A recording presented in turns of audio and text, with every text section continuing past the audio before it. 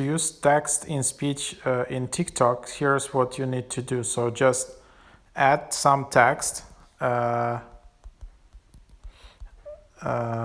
you need to do it on the second screen after you already added video, and then just tap on the text, and then here you can just add text to speech.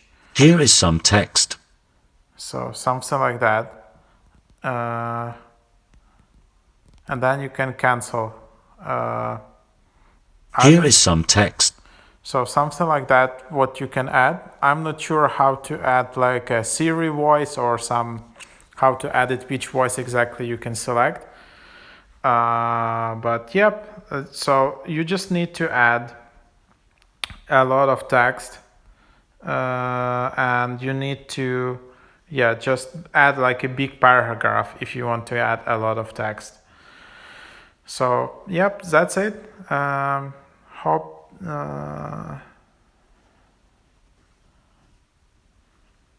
and then you can maybe it says voiceover. Okay, so something around that.